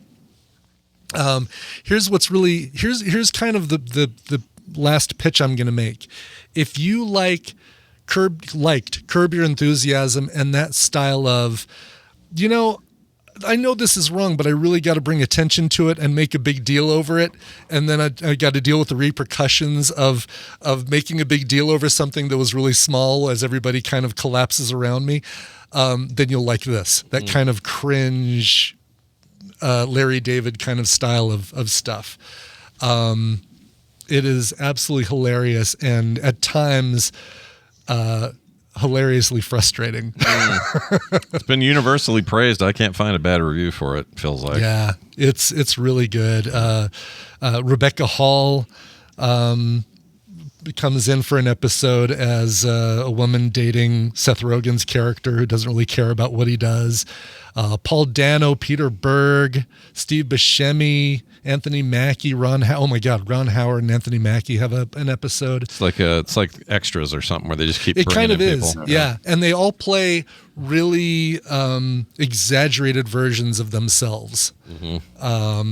It's great. I see Rhea Perlman plays his Seth Rogen's mom. That's awesome. Love that. Yep, she's really good.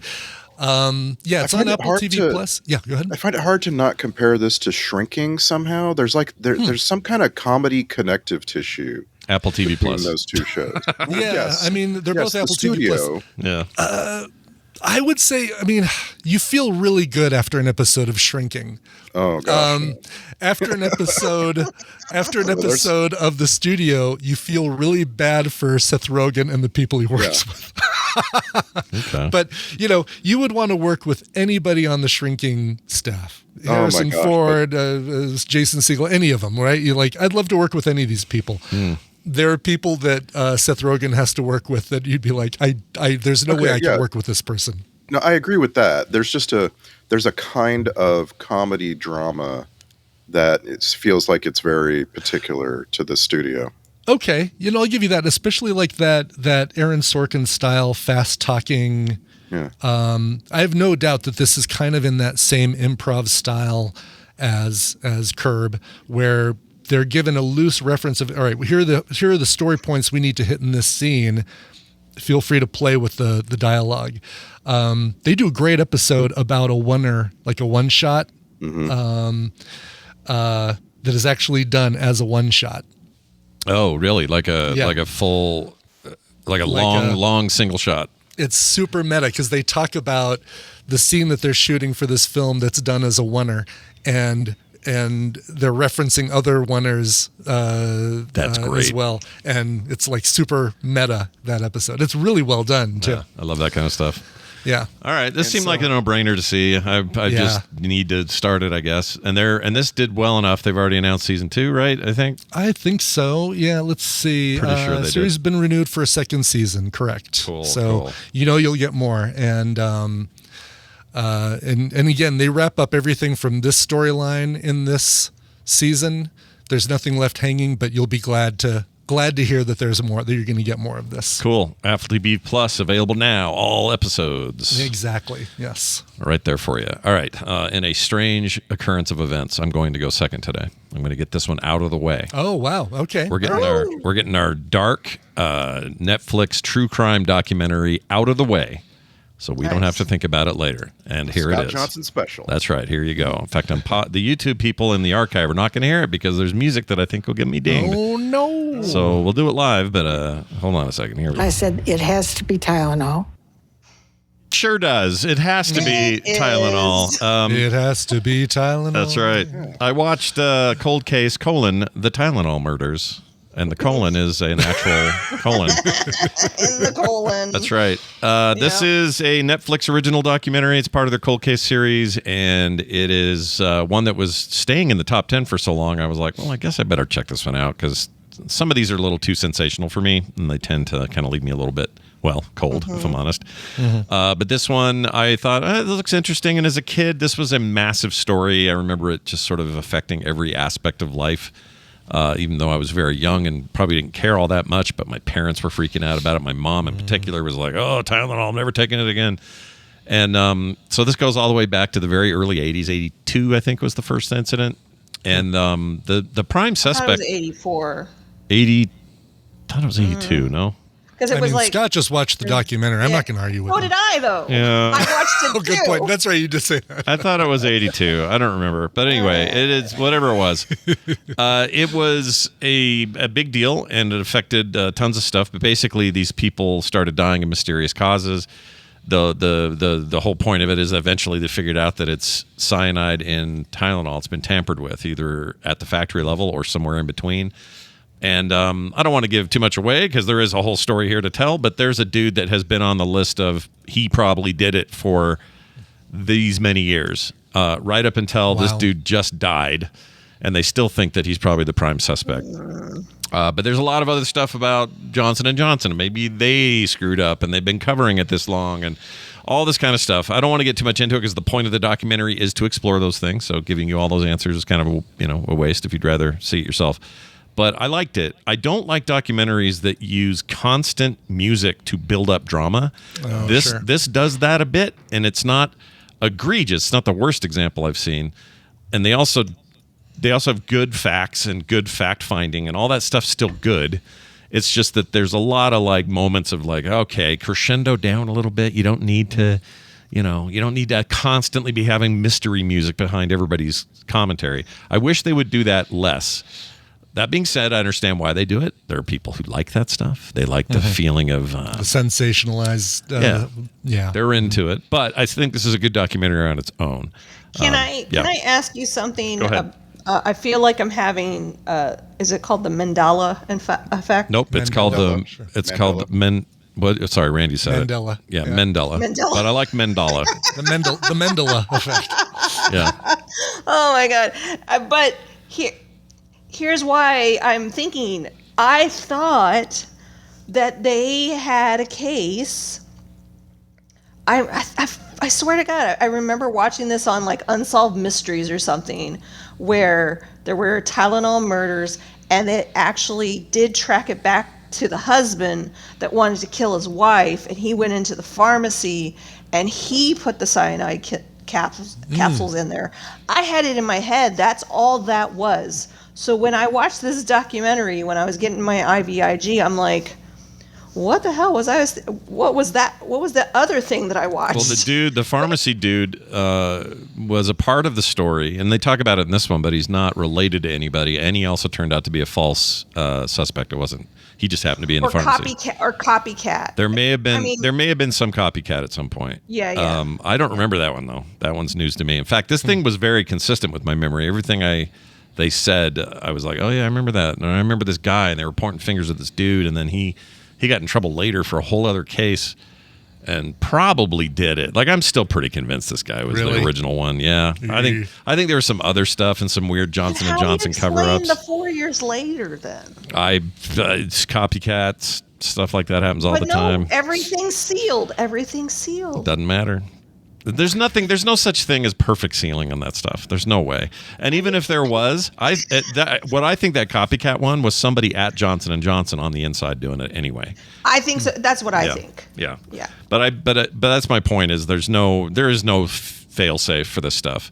So even though today we have very modern methods of making medication and other packaging very hard to get into, it's not impossible, and it's still, there is some level of risk. It's just crazy that in the early 80s, nothing had this. It was just open it and use it. Like, so nuts. Here's something interesting. So when I became a young lady and started my period, I had the worst cramps, like to the point where I would cry and I would just be on the floor. And I don't remember my mom giving me anything for them. And that'd be more like Motrin, right? For that anyway. Well, maybe. But even then, like she was probably worried about it. I was 12. This was like, I don't know, the late 80s. Yeah. So this is around the time of this Tylenol stuff. Mm-hmm. So, and Advil.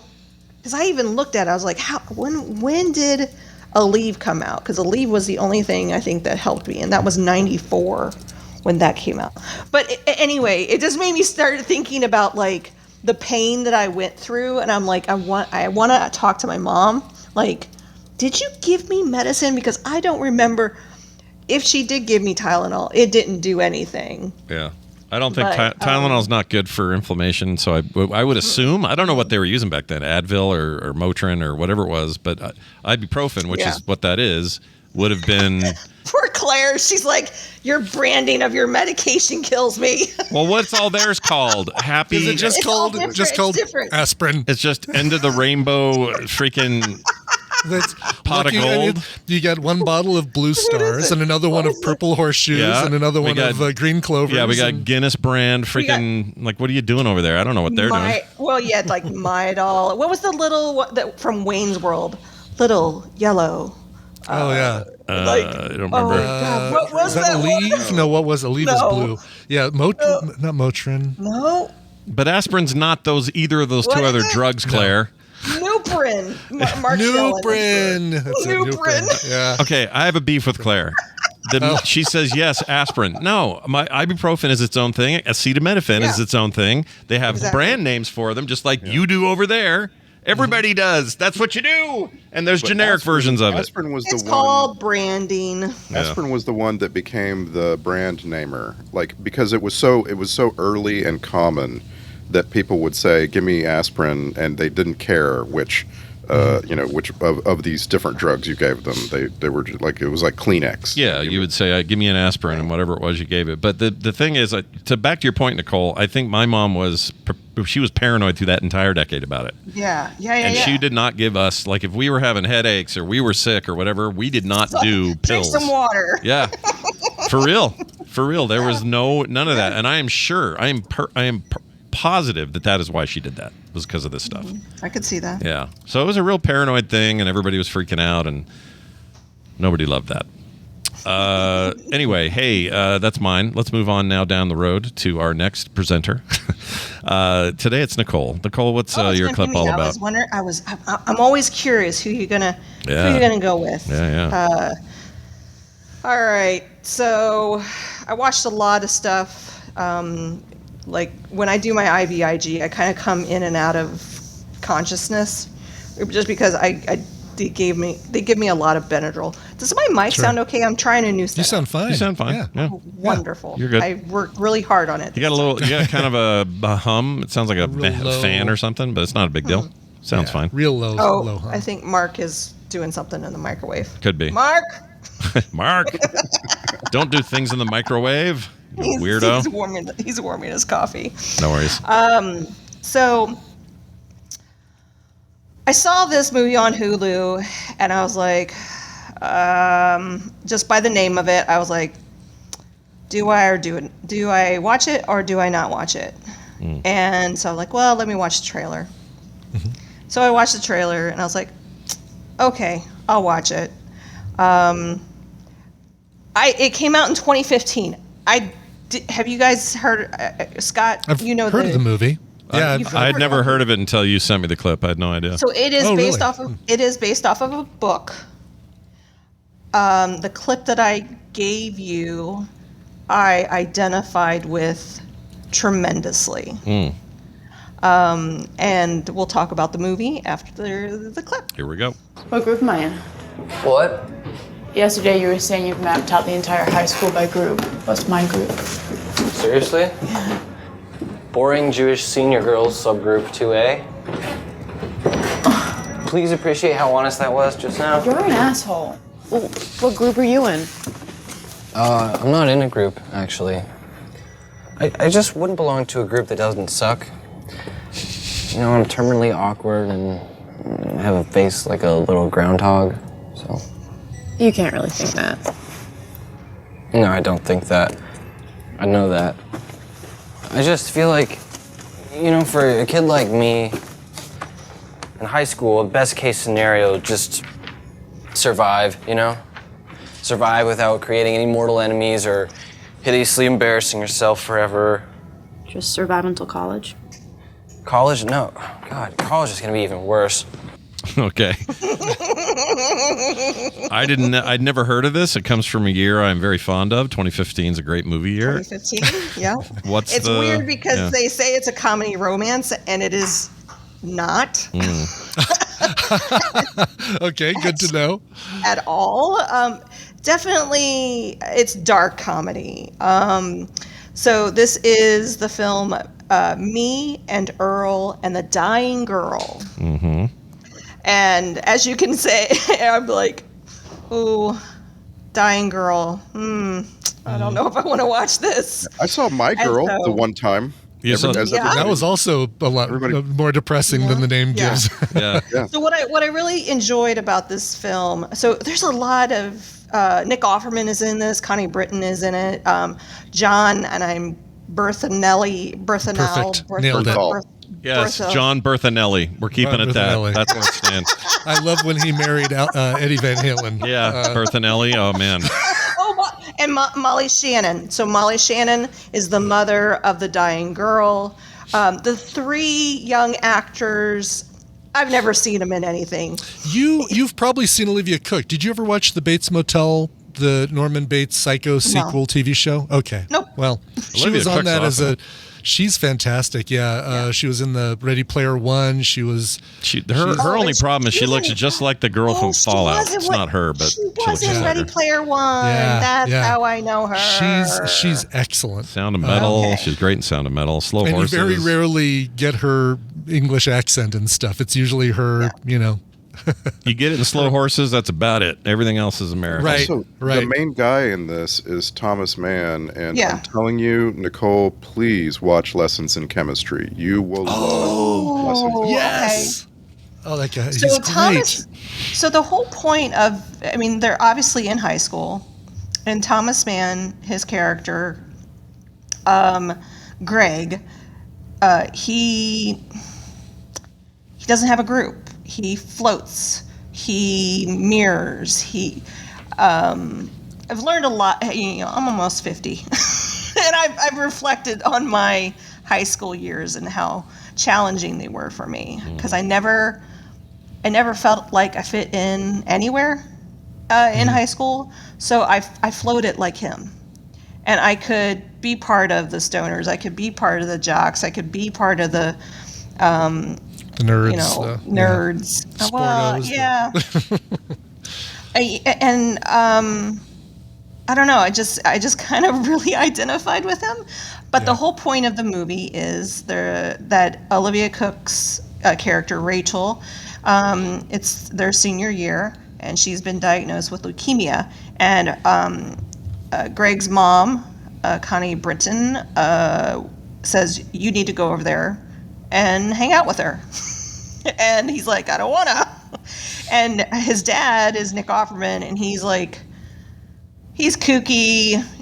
They're all they're very intellectual. Everybody's very intellectual in this movie. I like that they're Greg's dad and Greg's mom. They don't have names in the credits. It's fantastic. Yeah.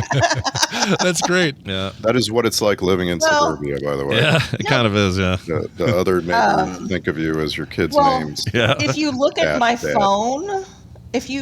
phone, I'll say the mom's name. Can you hear me? Yeah. You're okay. there. Okay. It all of a sudden it went really quiet. Yeah, I know. It's weird. It's like some noise cut out of your microphone. Your weird hum went away. I don't know what that was. Yeah. Nice. Yeah. Okay. I'm just gonna stay really still. It's still as I there, talk but to you. whatever it is. But what I do is I'll say, let's say Brittany, and then in parentheses, Aliana's mom. And so I have all of these names of moms, but I don't know who they are unless I have the kids' names attached to the mom's name. Yeah. and that's what my phone looks like.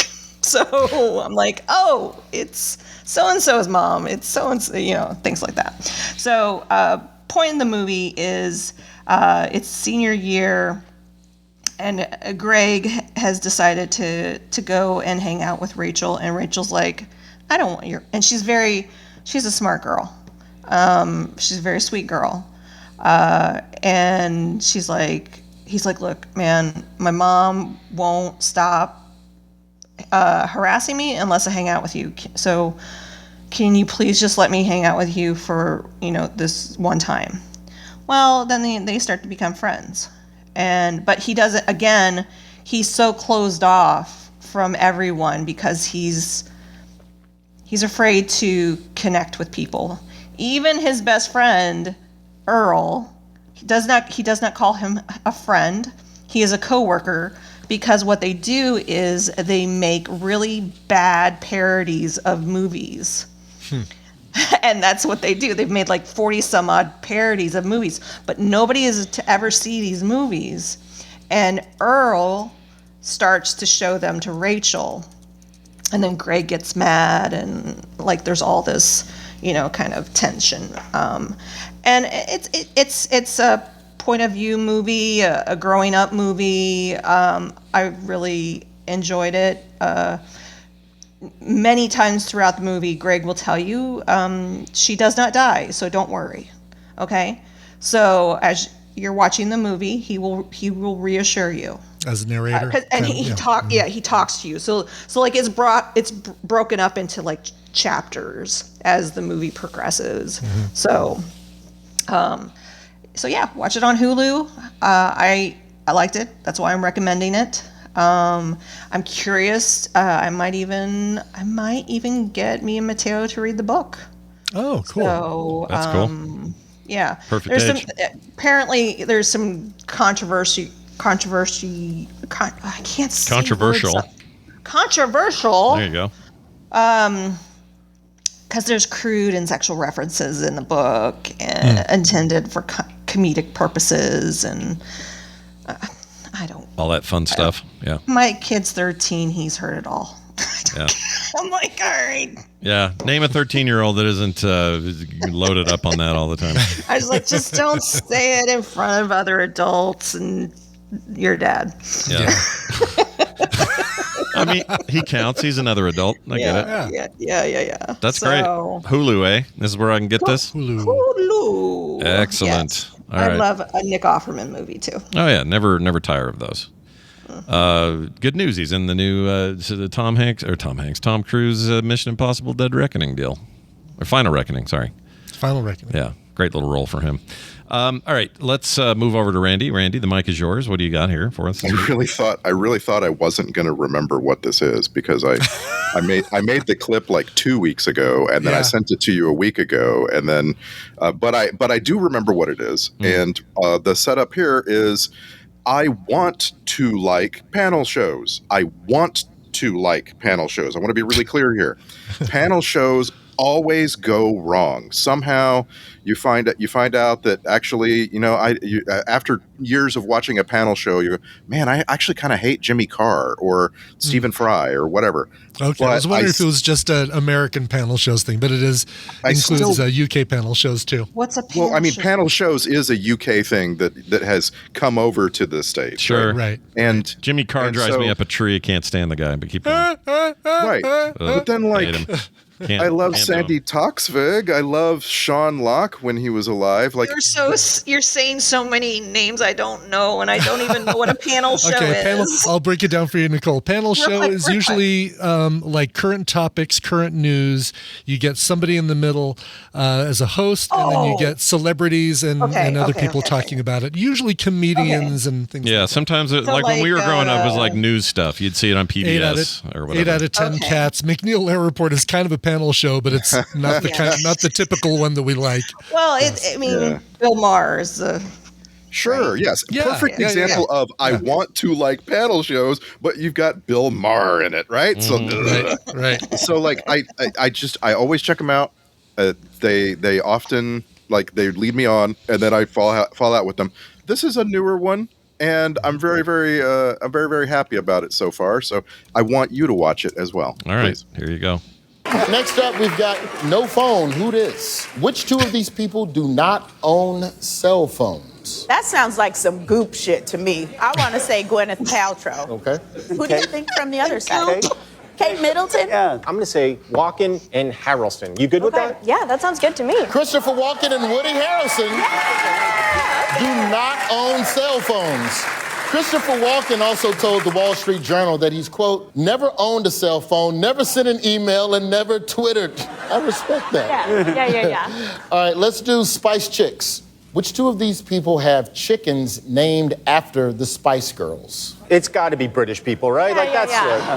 We're going with whoever's British on there. Yeah. Then we say the Americans. There you go. Chaperone, she's quirky. Is Chaperone American? Yeah, she's American. I mean, look, I don't know, and you be thinking they're regular, then you see them in an interview, and I tell you, all right. So it's like wait, don't tell me vibe is what I'm getting out of this. Sure. Wait, don't tell me is a radio panel show. Correct. Yeah. And this is Have I Got News for You on CNN. CNN always makes one show that's not news, it's just pure entertainment. And at this time, this is the show. It's Roy Wood Jr. is your host. He cut his teeth on The Daily Show. Guy's got talent for days. Perfect host for this. And then on either side of him, you always have Amber Ruffin and another person, and then Michael Ian Black and another person. And they just riff. They just ask and answer questions. I started to watch this. And it is the perfect cast. I mean, all three of those people, Amber Ruffin, Roy Wood Jr., and Michael Ian Black, are fantastic. I love this show, and I wish it wasn't currently off for the season. I wish this was like every week, year-round. Keep it going because it's so good. Exactly. That's, I'm so disappointed that they're ending after midnight because I love when you let people talk and be funny. That is for me. So this is hopefully going to fill that void for a little while until someone figures out a replacement for after midnight.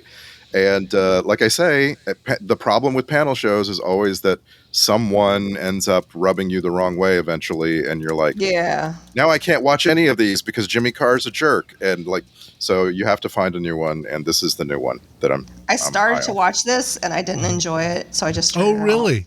I just love the fact that each segment is a different.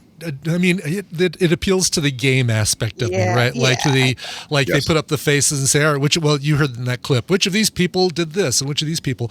I think my favorite is the offendometer. Who is this person and who did they offend? And you have to guess. First, you have to figure out who the person is and then figure out what group or person they offended. And sometimes it's like, everybody? Yeah. So worth seeing, and you can go. Absolutely, I assume you can watch all the old stuff at some point on. You can watch all the old stuff. It's on HBO Max as well. Right, that's the thing. It's CNN. Even though it's a CNN show, they've got all the episodes on HBO Max. So. Nice. The current news of it will be gone, but that doesn't matter. It's all really, really funny stuff. Nice. All right. Yeah. All this stuff will be on quicktms.li, so look for that. Hey, Nicole, anything going on in the Wood Guild of Guild Worlds?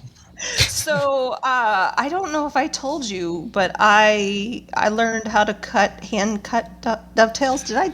Oh yeah, and you didn't tell us about it, but I saw your thing that you actually impressed not just Mark but another woodworker with your dovetail. So Rob skills. Kosman is a legendary hand tool woodworker. He lives in Canada. And he actually came down. We helped him with a fundraiser for an organization that he's a part of called the Purple Heart Project, where they raise funds to help wounded vets and vets with PTSD learn how to do hand tool woodworking. Hand tool woodworking is a much slower, methodical, kind of meditative thing.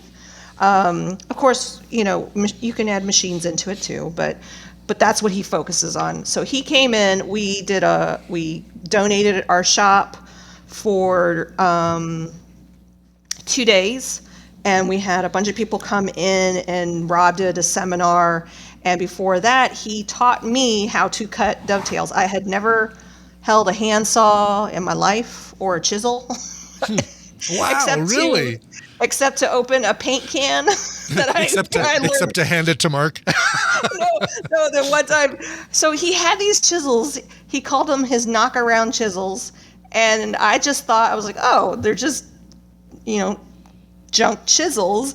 So I tried to open a paint can with them. And he's like, what are you doing? I'm like, you call them knock-around chisels. So I just was going to knock off a paint can tin.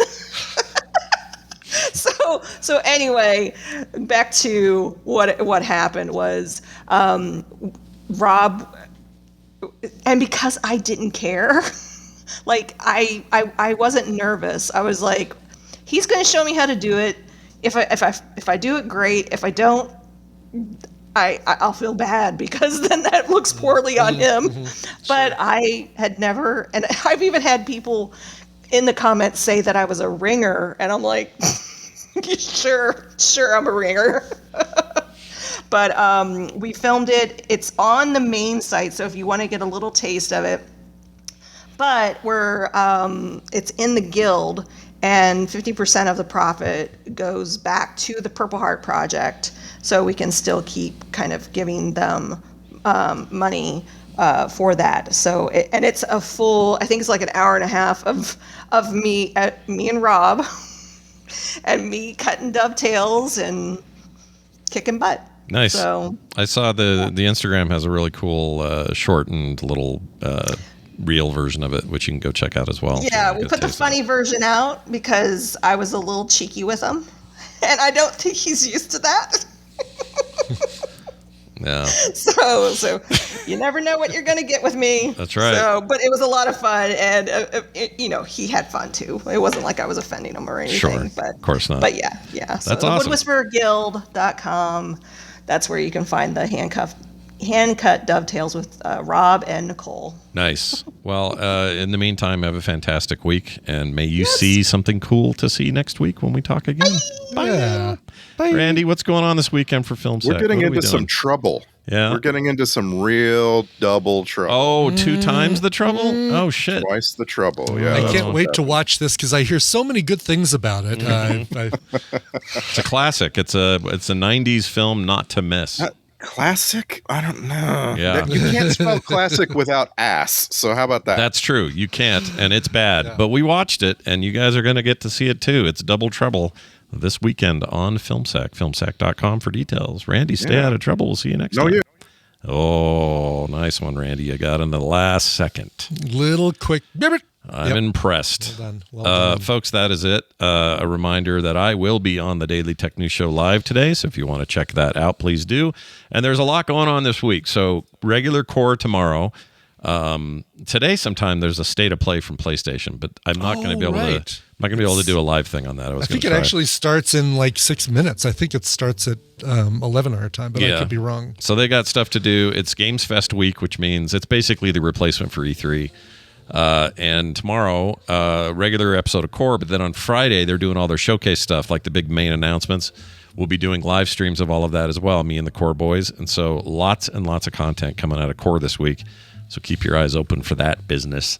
And that won't start till after TMS Friday, so we got you covered on that. Plenty of time. Plenty time. All right, we'll get to more of that tomorrow. It's going to do it for us. Frogpants.com/TMS is where you want to go. There's only one thing left, and that is a song dedication that Brian's going to read. Yeah. You heard her earlier in the show. Lady Taffy wrote in, said, "Dearest Coverville, can you please find a cover of a song from Lilo and Stitch for my anniversary to the Taffy guy? It's been 9 years since we got hitched. Wanted to remind him that I love him, and I'm thankful for the support and love he gives me daily. Thanks so much, Lois." Nice. Aw. Congratulations again, you two. 9 years is awesome, and just gets better and better from there. I'm going to let you know. You got, lots of future years to look forward to enjoy and be together. Keep the taffy flowing, I say. A lot of Elvis Presley songs in those Lilo and Stitch movies because turns out Stitch is a big fan. But I'm not going with one of those. I'm going with something you might not have expected me to pull from. There aren't a lot of really definitive different covers of this song, but the one I found is kind of cool, little EDM influenced, a little techno. It is Hawaiian Roller Coaster Ride. Yeah, it's the song playing when they all go surfing. This version is by Jesse Block and Kobe Watts, and it's from a single that they released a couple years ago. Here is Hawaiian Roller Coaster Ride. Frog in Pants. If you're looking for something froggy smooth, find more at frogpants.com. Wait, that's not ground turkey.